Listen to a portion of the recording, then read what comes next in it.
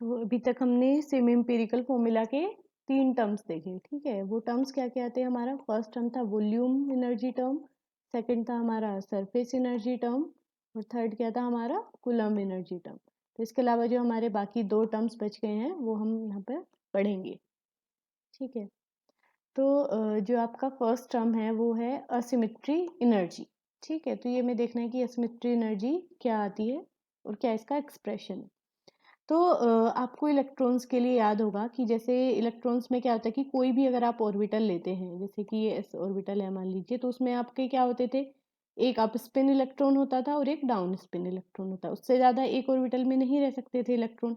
वैसे ही जो आपका पी ऑर्बिटल था उसमें क्या था कि उसमें P x P y P z थे, तो इसमें भी हर एक उसमें पी एक्स चाहे पी वाई हो चाहे पी जेड हो, उसमें 2 इलेक्ट्रॉन्स मैक्सिमम रह सकते थे, ठीक है।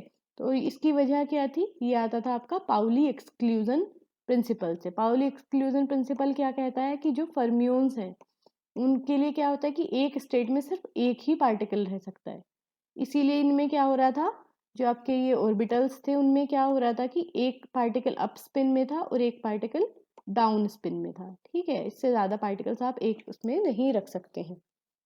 तो वैसा ही प्रोटॉन्स और न्यूट्रॉन्स के लिए भी होता है, क्योंकि प्रोटॉन्स और न्यूट्रॉन्स भी क्या है? वो भी फर्मियोन है, फर्मी पार्टिकल्स हैं वो, ठीक है। तो उनके लिए भी क्या होगा कि एक स्टेट में एक से ज़्यादा पार्टिकल नहीं रह सकता है, ठीक है। तो वैसे ही अब यहाँ पे ये इसके एनर्जी लेवल्स को दिखा रहा है किसी न्यूक्लियस में। तो अभी यहाँ पे जो होलो जो ये सर्किल वाले हैं वो न्यूट्रॉन्स दिखा रहे हैं और फील्ड जो है वो प्रोटॉन्स है हमारे। तो इधर वाले जो एनर्जी लेवल्स हैं ये किसके लिए हुए हमारे? ये न्यूट्रॉन्स के लिए हैं, और जो इधर वाले हैं वो प्रोटॉन्स के लिए हैं। तो जैसे इलेक्ट्रॉन्स फेल हो रहे थे वैसे ही न्यूट्रॉन्स और प्रोटॉन्स एक अप स्पिन में और एक डाउन स्पिन में हो रहा है एक एनर्जी लेवल में, ठीक है। तो और हम लेके चल रहे हैं कि 2 एनर्जी लेवल्स के बीच का जो गैप है वो ई एनर्जी है। और अब हम देखते हैं कि कैसे आता है। तो लाइट न्यूक्लियाई के लिए आपको याद होगा कि लाइट न्यूक्लियाई में क्या होता है कि उनके जो नंबर ऑफ प्रोटॉन्स हैं और जो नंबर ऑफ न्यूट्रॉन्स हैं वो इक्वल थे लाइट न्यूक्लियाई के लिए। फिर जैसे जैसे हम हैवी न्यूक्लियाई के साइड जा रहे थे तो क्या हो रहा था कि उनके न्यूट्रॉन्स ज़्यादा हो जा रहे थे प्रोटॉन्स से। वो क्यों हो रहा था? ताकि कूलम्ब एनर्जी को ओवरकम किया जा सके, ठीक है। तो इस तरह से न्यूट्रॉन ज़्यादा होते हैं प्रोटॉन्स से इन हैवी न्यूक्लियाई। तो यहाँ पे जो एग्जाम्पल है वो यही दिखा रहा है, ठीक है, कि इनिशियली आप देखिए जो न्यूक्लियस है उसमें क्या है। अगर आप सिर्फ ऊपर का पार्ट अभी नहीं कंसिडर कर रहे तो जितने यहाँ पे न्यूट्रॉन्स है उतने ही प्रोटॉन्स है। पर अब हम क्या चाहते हैं कि हमारे जो न्यूक्लियस है उसमें 8 न्यूट्रॉन्स ज़्यादा हो जाएं एज कम्पेयर टू प्रोटॉन्स। तो उसके लिए आपको क्या करना होगा? उसके लिए आपको कुछ प्रोटॉन्स को शिफ्ट करना होगा न्यूट्रॉन्स की साइड, ठीक है, कि कुछ प्रोटॉन्स को न्यूट्रॉन्स की साइड जाना होगा, या फिर आप बोल सकते हो कि कुछ न्यूट्रॉन्स ने प्रोटॉन्स को रिप्लेस कर दिया है, ठीक है। तो अगर आप 8 न्यूट्रॉन्स की एक्सेस चाहते हो तो आपको कितने प्रोटॉन शिफ्ट करने पड़े? आपको 4 प्रोटॉन शिफ्ट करने पड़े। तो उसको आप n-zy2 लिख सकते हैं। मतलब अगर आप जनरल टर्म्स में लिखो तो आप लिख सकते हो कि n-zy2 जो न्यूट्रॉन्स है वो आपकी एक्सेस हो जाए, मतलब वो आपके रिप्लेस कर दे रहे हैं, ठीक है। तो इस तरह से हमें ये तो पता चला कि हमारे कितने न्यूट्रॉन शिफ्ट किए इस केस में। अब एनर्जी में कितना डिफरेंस आया, तो आप देखिए कि अगर आप एक पर्टिकुलर यहाँ से प्रोटॉन्स लेते हैं, ठीक है, तो ये प्रोटॉन आपका इस एनर्जी लेवल में चला गया है। तो इसकी एनर्जी में कितना डिफरेंस आया? एक का गैप ई है, तो 2 का गैप कितना होगा? ई प्लस ई। आपको टोटल जो एनर्जी का गैप मिला वो 2e मिला, मतलब एनर्जी में 2e का इंक्रीमेंट हो गया है, ठीक है। तो वही हमने यहाँ पे 2e लिख दिया। अब 2e को हम 4 इंटू ई बाई टू लिख सकते हैं। तो ये क्या दिखा रहा है? 4 इंटू ई बाई टू 4 है जितने आपने न्यूट्रॉन्स को शिफ्ट किया। तो नंबर ऑफ न्यूट्रॉन्स जो हम शिफ्ट कर रहे हैं इंटू क्या है आपका? ई बाई टू। तो ये आपका क्या दे रहा है कि एनर्जी में कितना इंक्रीमेंट हुआ है, ठीक है। तो ये तो आपका एक केस हमने लिया जबकि आपको 8 न्यूट्रॉन्स की एक्सेस चाहिए थी। पर अगर आप एक जनरल केस लेते हैं कि जहाँ पे आपको कितने की एक्सेस चाहिए? n-z की एक्सेस चाहिए, है ना। तो अगर आपको n-z की एक्सेस चाहिए तो आपको कितने न्यूट्रॉन शिफ्ट कितने प्रोटॉन शिफ्ट करने पड़ेंगे? n-zy2, जो कि हमने यहाँ पे भी लिखा था। तो इस तरह से अब हम एक जनरल फॉर्मूला लिखेंगे कि कितना इंक्रीमेंट होना चाहिए एनर्जी में, ठीक है। तो वो कैसे लिखेंगे आप? पहले नंबर ऑफ न्यू न्यूट्रॉन्स, तो वो कितना है 1/2 n-z इनटू, अब आपका एनर्जी वाला टर्म आएगा, एनर्जी वाला टर्म इसी के अकॉर्डिंग लिखेंगे। तो पहले हम क्या लिखेंगे, नंबर ऑफ न्यू न्यूट्रॉन्स जो कि है हमारे 1/2 n-z इनटू क्या किया था हमने E/2, तो इनटू E/2।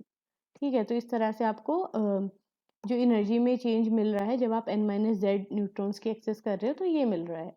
तो इस तरह से आपका ये फॉर्मूला है। अब हम n की जगह पे क्या लिख सकते हैं, हम n की जगह a-z लिख सकते हैं, क्योंकि क्या है आपके जो टोटल a है वो क्या होता है n+z होता है, number of neutrons plus number of protons. तो इस तरह से आपने यहाँ पे जो n की वैल्यू है, n-z की जो वैल्यू है वो निकाल दी, तो n की जगह a-z रखा तो ये मिला। अब हमने ये यहाँ पे शिफ्ट कर दिया है, तो इस तरह से आपको डेल्टा ई की वैल्यू ये मिल गई है। ठीक है, तो अब हमें क्या करना है कि जो हमारी ये एनर्जी ई है, जो गैप है दो एनर्जी लेवल्स का बीच का जो गैप होता है, वो क्या होगा कि जैसे जैसे आप अगर अपने नंबर ऑफ न्यूक्लियॉन्स बढ़ा रहे हो तो क्या होगा कि आपके जो एनर्जी लेवल्स है वो और करीब आते जाते हैं। ठीक है, तो इसीलिए हम क्या लिख सकते हैं कि जो हमारी एनर्जी है वो 1/a के डायरेक्टली प्रोपोर्शनल है, कि जैसे जैसे आप न्यूक्लियॉन्स बढ़ा रहे हो एनर्जी गैप जो है वो कम होता जा रहा है।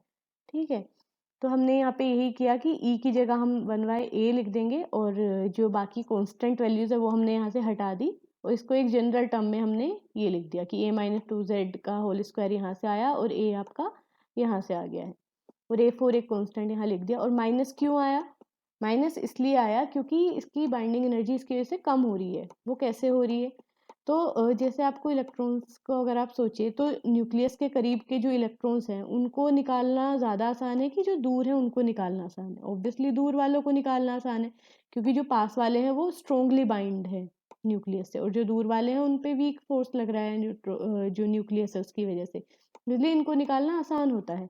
तो जैसे जैसे आपके पार्टिकल्स हायर एनर्जी लेवल में जा रहे हैं, हायर मतलब आउटर एनर्जी लेवल में जा रहे हैं बाहर वाले में, तो क्या हो रहा है कि वो उनको निकालना आसान हो रहा है, मतलब उनकी जो बाइंडिंग एनर्जी होगी वो मतलब क्या हो रही है, कम हो जा रही है। तो यहाँ पे आपने यही किया कि जो अंदर के लेवल के जो आपके प्रोटॉन्स थे उनको आपने किससे रिप्लेस कर दिया, बाहर के लेवल्स के जो आपके न्यूट्रॉन्स हैं उनसे, इसीलिए आपकी एनर्जी क्या होगी, डिक्रीज हो रही है, और यहाँ पे एक माइनस साइन आ रहा है। तो इस तरह से आपका असिमेट्री एक टर्म मिल गया है। अब हम नेक्स्ट टर्म देखते हैं वो क्या है। नेक्स्ट टर्म आपका कहलाता है पेयरिंग एनर्जी। ये कहाँ से आता है, तो मैंने पहले ही बताया था कि जनरली क्या होता है, जो इवन इवन टाइप के न्यूक्लियाई हैं वो देखा गया है कि वो ज़्यादा स्टेबल है, जबकि जो आपके ओडोट टाइप के हैं उनका क्या है कि वो सिर्फ जितने अभी तक मिले हैं उनमें सिर्फ 5 ही ऐसे न्यूक्लियाई हैं जो कि स्टेबल हैं। ठीक है, तो इस तरह से ये क्लियर है कि कुछ तो इवन इवन न्यूक्लियाई का है, मतलब कुछ उनका इंटरेक्शन जो कि उनको ज़्यादा स्टेबल बना रहा है। ज़्यादा स्टेबल मतलब उनकी बाइंडिंग एनर्जी ज़्यादा है, उनको तोड़ना मुश्किल हो जाएगा। तो ये जो आपका पेयरिंग टर्म है वो उसी वजह से आ रहा है। तो यहाँ पे क्या लिखा है कि जो आपकी पेयरिंग एनर्जी है इवन इवन न्यूक्लियाई के केस में क्या होगी, वो पॉजिटिव होती है। ओ डॉट के केस में क्या होगी, वो नेगेटिव होगी, और जब इवन ओड या फिर ओड इवन है उसके केस में ये ज़ीरो होगी, उसका कोई मीनिंग नहीं रह जाता है, क्योंकि हम यहाँ पे जो पेयरिंग एनर्जी की बात कर रहे हैं इवन इवन और ओ डॉट के लिए ही उसका सिग्निफिकेंस होता है। तो इस तरह से आपका जो पेयरिंग एनर्जी का टर्म है वो ये आता है, मतलब जो उसकी डिपेंडेंसी ए पे है वो a1/a⁴ होती है।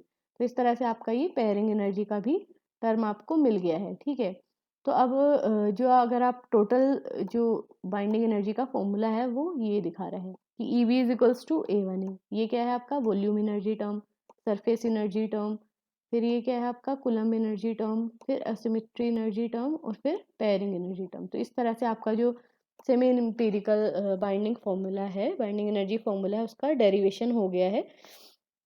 ठीक है, तो उसके अलावा बाकी हम नेक्स्ट क्लास में पढ़ेंगे। थैंक